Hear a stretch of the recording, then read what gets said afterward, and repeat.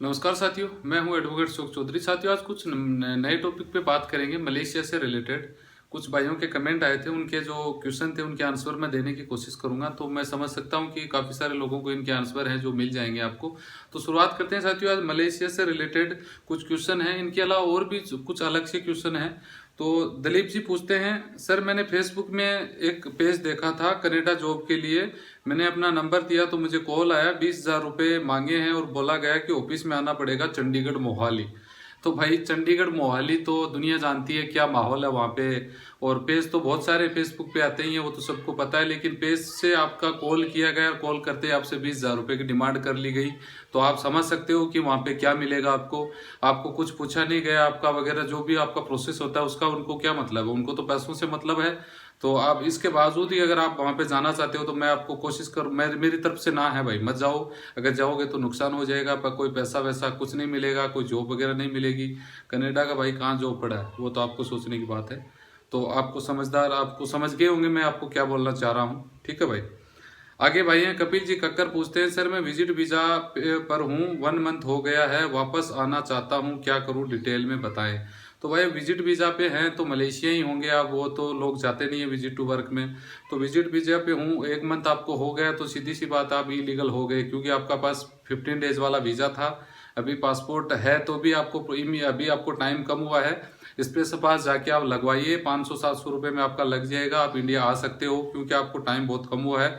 15 दिन से आप इलीगल हो तो 500-700 में आपका काम हो जाएगा, आप इंडिया आराम से आ सकते हो।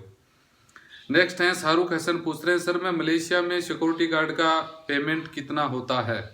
भाई देखिए, मलेशिया सिक्योरिटी गार्ड वैसे तो कोई डायरेक्टली जॉब मिलता नहीं है, सर्विस सेक्टर में आता है। और मलेशियन गवर्नमेंट, इंडियन गवर्नमेंट को सिक्योरिटी गार्ड का कोई वीज़ा अवेलेबल नहीं करवाती है। और फिर भी अगर बहुत सारे लोग हालांकि काम करते हैं, ऐसी कोई बात नहीं है। A2B ओपन वर्क वीज़ा, काफ़ी सारे इधर विजिट वगैरह में।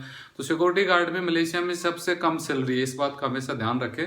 1500 के अंदर ही है सैलरी, इसी में रहना खाना होता है। तो सिक्योरिटी गार्ड में सबसे कम जॉब है, ड्यूटी हार्डली होती है, डंडा लेके कहीं पर भी एक जगह खड़ा होना होता है, तो ये ड्यूटी होती है। तो इसकी बजाय आप दूसरा जॉब करें तो आपके लिए ठीक होगा।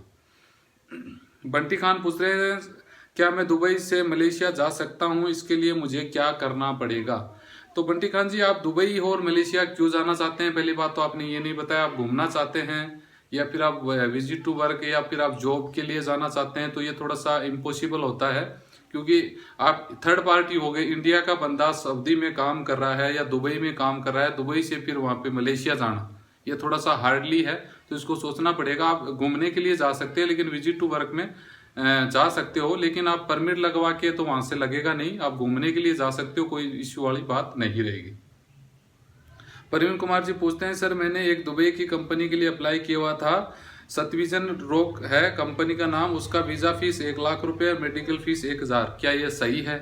तो भाई ये लिख देने से तो सही और गलत का पता नहीं लगता, वो तो आप जिस प्रोसेसिंग में घुसोगे उसके बाद आपके समझ में आएगा क्या है क्या नहीं, ये तब पता लगेगा। बाकी मुझे तो लग रहा है कि ये सही नहीं है, क्योंकि पहली बात तो फीस बहुत ज़्यादा है, 1 लाख रुपए दुबई का ज़्यादा है। मैं मानता हूँ 60 या 70 लास्ट होता है दुबई का, इससे ज़्यादा पैसा नहीं लगना चाहिए।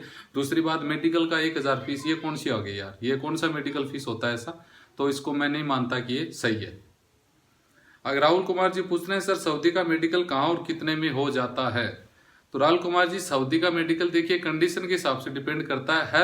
हर स्टेट में एक जो मेन स्टेट होता है जहाँ पे राजधानी आप बोल सकते हो, जैसे हमारे राजस्थान में जयपुर में होता है, वो एक अथोराइज सेंटर होता है जिसको गम का बोला जाता है। वहाँ अगर आपका मेडिकल है तो वो जेन्युइन है, अगर वहाँ नहीं है तो मतलब वो फेक ही समझ सकते हैं इसको। और लगभग 5,000 के करीब खर्चा आता है, 3 महीने का ये मेडिकल होता है, तो आप अपने हिसाब से करवा सकते हैं। क्रिएटिव माइंड पूछते हैं, ब्रो अगर विजिट वीजा पर मलेशिया जाकर वहां से किसी यूनिवर्सिटी में एडमिशन ले लिया जाए तो क्या without visit visa study visa में कन्वर्ट हो जाएगा। तो भाई आप पहली बात तो घूमने के लिए जा रहे हो, फिर वहाँ पे एडमिशन लेने की पढ़ने की सोच रहे हो, तो आप वीज़ा लगवाना चाह रहे हो तो इम्पॉसिबल है। मलेशिया में ऐसा कोई रोल नहीं है कि यहाँ से विजिट में जाओ और वहाँ पे आप वीज़ा आराम से कन्वर्ट करवा सकते हो, तो ये नहीं होगा। आप इंडिया आए, इंडिया आके दूसरा जो स्टडी वीज़ा होता है वो लेके आप आराम से जा सकते हैं, आराम से स्टडी वहाँ पे कर सकते हैं। अगर वो आप बता रहे हो वो करोगे तो आपको उसमें प्रॉब्लम भी हो सकती है, ज़्यादा पैसा भी लग सकता है।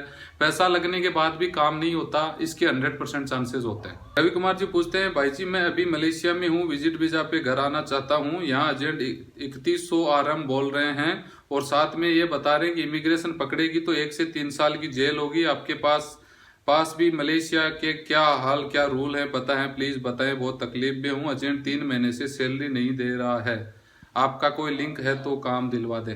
तो भाई रवि कुमार जी मैं एक बात बता दूं, विजिट में तो देखो ये तो प्रॉब्लम है। बाकी 3100 रिंगिट अगर एजेंट बोल भी रहा है, 3100 रिंगिट आप दे भी दोगे तो भी कोई श्योरिटी नहीं है कि आप आराम से घर पहुंच जाओगे, क्योंकि मलेशिया तो है ही ऐसा। समझ गए बात को? तो मैं ये बोलूंगा कि पैसा न दें, और अब दिसंबर तो हो ही गया तो 5-10 दिन और रुक जाए। जनवरी में तो गारंटी के साथ गवर्नमेंट को कुछ न कुछ तो तब्दीली करनी पड़ेगी, उसके हिसाब से आप इंडिया आ जाइए। और तनख्वाह तो एजेंट को पता ही है कि आप घर जा रहे हो, तो फिर पैसा क्यों देगा? समझ रहे हो बात को? आप इलीगल हो, इलीगल को भैया कौन पैसा देता है? इंडिया में देख लो, इंडिया में देख लो, अपनी कमजोरी बंदे की हाथ आ जाती है तो अपन क्या देते हैं अगले को? अपनी न्याल नहीं करते तो अगला क्या करेगा? आप वहां तो अदर हिस्ट्री है, अदर कंट्री है, तो कोई मतलब वाली बात नहीं है। थोड़ा वेट करें, घर आए, विजिट वीजा में हो तो बेस्ट होगा आपके लिए, क्योंकि वहां पे एजेंट है वो तनख्वाह नहीं देते। उनको पता है ना कि घर कभी भी यहाँ से भाग जाएगा, घर चला जाएगा, भागोगे तो तनख्वाह वो खा जाएगा, बात खत्म हो जाएगी। ठीक है। शाहरुख अहमद जी पूछ रहे हैं, सर आजकल मलेशिया में 80% कंपनियों में काम का कार्ड बनाकर किया जाता है। वो कंपनियां बंदे को विजिट पर बुलाती हैं, 1 साल की वैलिडिटी का कार्ड बनाकर देती हैं, जो लगभग आगे भी रिन्यू करती रहती हैं। तो क्या ऐसे जाना गलत है? आप जवाब। भाई ये जो क्वेश्चन आ रहा है आजकल कुछ ज्यादा ही उठ रहा है, जब से इमिग्रेशन की प्रॉब्लम आई है कि कंपनी 1 साल का कार्ड बना के देगी, वो 1 साल तक आप काम कर सकते हो, आपको मेडिकल मिलेगा, इंश्योरेंस मिलेगा, आपको रहना खाना मिलेगा, जब आ जा सकते हो उस कार्ड से। 1 साल बाद वो रिन्यू हो जाएगा। अरे भाई कौन सा कार्ड होता है यार? भैया ये जो भी न्यूज़ है 100% फेक है। वहाँ पे जो एजेंट बैठे हैं, जो दलाल बैठे हैं, उनकी ये फैलाई हुई अफवाहें हैं, ताकि कुछ लोग उनके जाल में फंस जाए, उनको पैसा दे दे और वो खा जाए। सच्चाई है, कोई कार्ड वार्ड नहीं है, सिर्फ और सिर्फ विजिट परमिट, वर्क परमिट ही एक ऑप्शन है। इसके अलावा जितनी भी बातें हैं सब फेक हैं, झूठ हैं। इस बहकाव में अगर आप आते हो तो आपकी खुद की जिम्मेदारी होगी। किसी को पैसा न दे, कोई कंपनियां कार्ड नहीं बनाती, कोई सुविधा नहीं देती। कंपनियों के पास क्या अथॉरिटी है कि वो कार्ड बना दे? कार्ड तो गवर्नमेंट देती है ना, वीजा लगवा के, इमिग्रेशन देता है। कंपनी अगर कार्ड बना के बंदा काम करेगा तो कंपनियां सबको कार्ड दे देगी, फिर विजिट टू वर्क में जाओ, काम लग जाओ। फिर ये पकड़ा दकड़ी, इमिग्रेशन, जेल, ये वो, स्पेशल पास, आउट पास सब बंद हो जाएगा, फिर इनकी जरूरत ही नहीं पड़ेगी। तो इसमें कुछ नहीं दरिया भैया, ये सब गलत है, झूठ है, कोई नहीं है। सिर्फ वर्क परमिट अगर आपके पास है तो आपका जेन्युइन काम है। बाकी अगर किसी भी कार्ड के नाम से आपके पास कोई पैसा कटौती होती है ठेकेदार द्वारा, कंपनी द्वारा, या जो भी आपसे कोई पैसा लेता है, तो एक मान के चलिए कि वो झूठ है, इसमें कोई सच्चाई नहीं है। तो अगर आपका कोई पैसा ले रहा है तो आप नहीं दें, अब परमिट लगवाने की सोचे, जो भी जनवरी में अभी नहीं है। ठीक है भाई, ये मेरे कुछ आपके जो क्वेश्चन थे मैंने आपको आंसर दिए।